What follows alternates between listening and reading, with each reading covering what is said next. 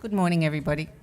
Angela assures me we have a quorum and we've got a really busy and long day, so I thought I'd just jump into it.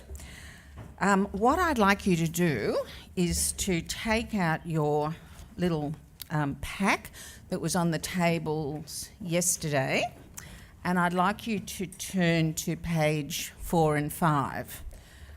Those who've seen me speak recently know that I'm always giving people homework. So this is sort of pre-work. I just wanted to remind us in my opening remarks about the framing that was developed in the preparatory discussions during the course of last year that led us to Foresighting Forum 19. I think it's really important because it's a good, clear way of capturing the range and complexity of the issues that we're dealing with when we talk about data in the energy sector.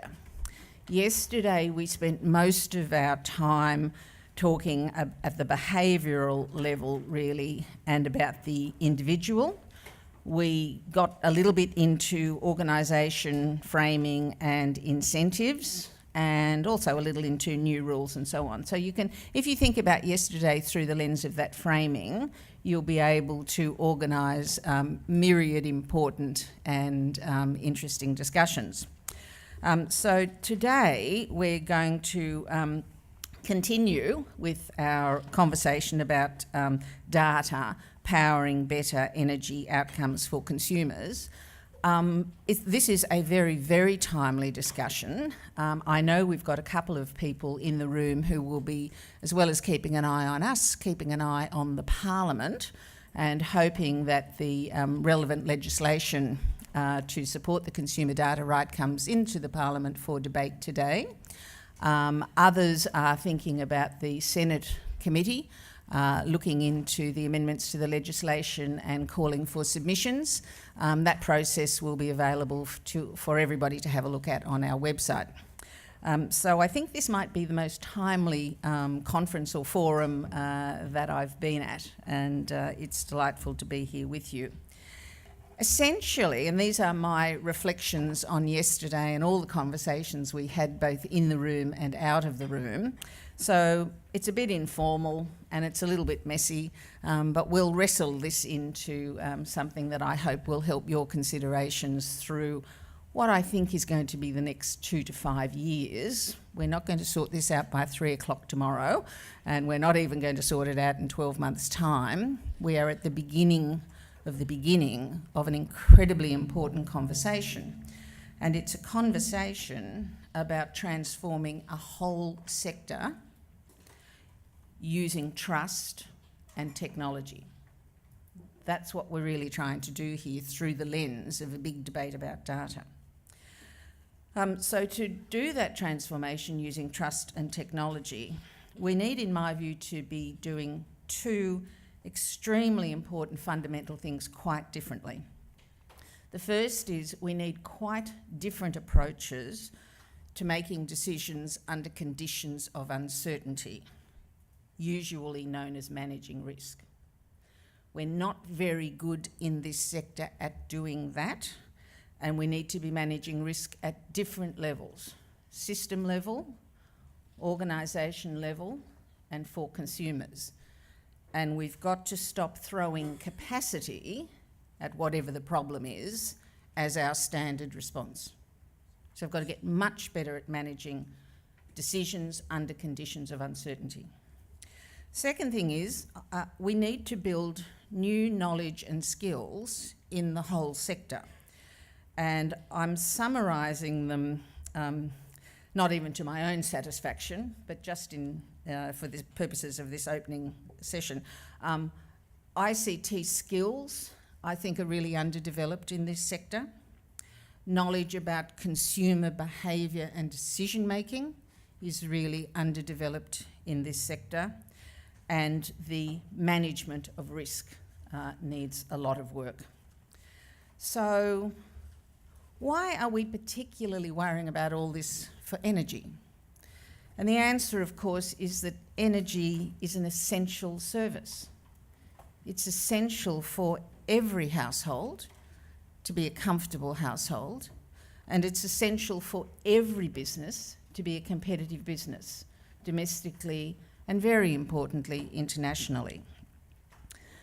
Our objective for consumers at ECA, as I'm sure you all know by now, is not $1 more than necessary. So put to one side, please, analogies to cups of coffee, right? $3.50 is not where we're at. We're at not $1 more than necessary, not 1 day earlier than needed. And I think importantly in this discussion about data, we should have an objective at the beginning, a design element, do no harm. We can't embark on this journey if there are people who are going to be harmed.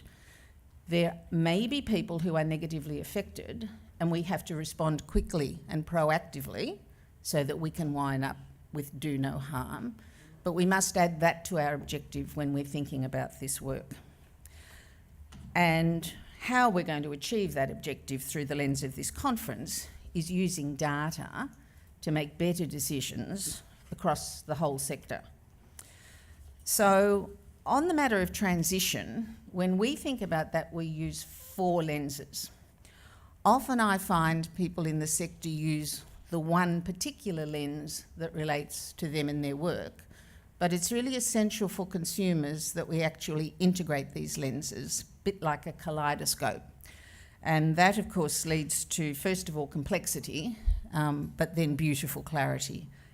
So the 4 lenses are technology. Our view of technology is that it's becoming increasingly modular, littler bits of technology. Costs are coming down, and there's a very significant change around technology. In this sector now, there are consumer technologies. Second, consumers.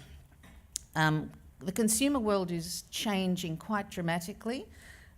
We heard yesterday about the expectation of consumers being partners in sectors, including the energy sector. I say we're on a journey of considering consumers first as pariahs, secondly as pawns, where we can just send them price signals and they'll behave nicely. But the consumer expectation is we want to be partners with you in this system. Secondly, the consumers are actually transitioning very fast. In other circumstances, we would describe that as consumers rampaging into this market, sometimes destroying value as we have known it. We would say creating opportunity for new elements of value to be built if we respond properly.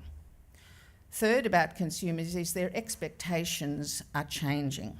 The whole debate and discussion about trust is a signal about consumer expectations have changed, I would say. They have changed.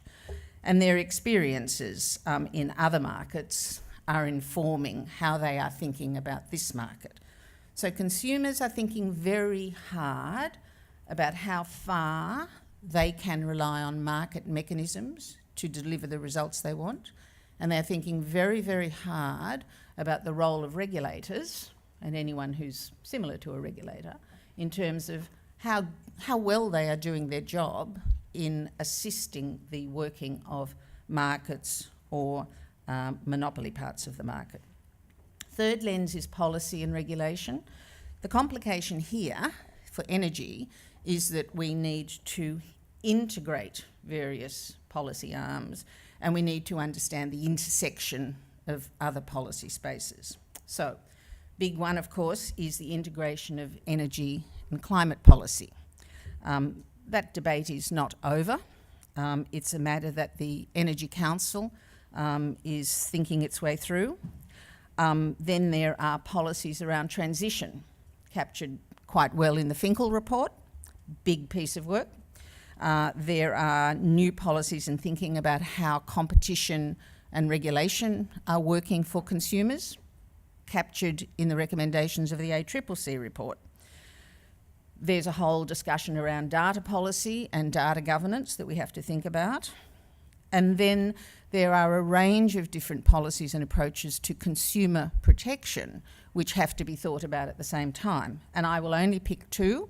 Housing is one area, and income support is another area. So it's a very complicated landscape, policy and regulation-wise. It's not possible to get the right outcomes for consumers if we're only staying in the energy space. And the fourth lens is funding. How is this all going to be paid for? The consumer question at the moment is around value for money. I don't think I'm getting value for money. I really don't want anybody spending any more money on my behalf without me being in the middle of the discussion. At the same time, business models are changing. We heard yesterday about interesting ways of creating value and monetising assets.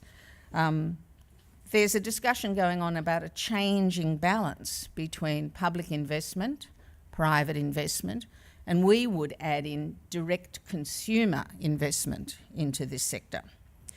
There's a very important role for a discussion about energy efficiency. Obviously, the cheapest unit of energy is the energy that you don't need to use to be comfortable or competitive.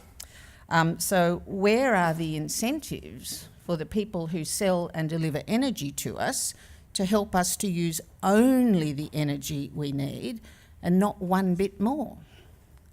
So our compass at ECA through all of that is our lens which says we want to see energy for consumers that is affordable, individualised and optimised. And yesterday, the focus of our discussions was really on the first two, using data to make energy affordable and individualised through the lens of the consumer data right. Today we move more, in a kind of loosish sense, because the conversations are interesting and they wander around, but we move more to the optimised element, where we're going to be talking about the use of data for systems, policy systems, and what I will call physical systems. So there are a series of interesting questions about why data, why focus on data? And there are some people whose focus is because it will make competition better. We're going to use data to drive competition. There are others whose focus is supporting consumers through better decisions, others who are very concerned about supporting better consumer protection for consumers, policy outcomes, and then supporting better system decisions, not one more dollar than needed, not one day earlier than necessary. So at the moment, we at ECA see data, I guess, as providing the sunshine. Back to Louise's comment of yesterday morning, the BBC. We think that data is a very important tool for providing sunshine. The ACCC gives us a number of recommendations about where sunshine might be needed. We also see data as providing the oil that the economist referred to rebuild trust and to help all of us manage the transition that is already underway far more effectively. So those are my thoughts. I'm sure you have all sorts of thoughts of your own about what we were discussing yesterday and where we're moving today. I hope you really enjoy the day and dive into the discussions and conversation the way you did yesterday. Our last session, which I'll be chairing, is a panel session called Bringing It All Together. And I would like to make it a panel and audience participation section. So as well as me asking the panel what are the main things they think we need to focus on to bring it all together, I'm going to be asking a number of people in the room the same question. So if you're unable to stay, because I know life is going on outside this room and there are airports to deal with and trains and buses and taxis to deal with, if there's something really important that's occurred to you, either up to now or during the day before you have to leave, if you could just jot it down on these notepads and give it to me, then I will make sure that your voice is heard in our closing panel session this afternoon. Thank you very much. My remaining task is to introduce Brian Spack from the CSIRO, to take us through our first plenary session on the energy use data model. Thanks, Diane.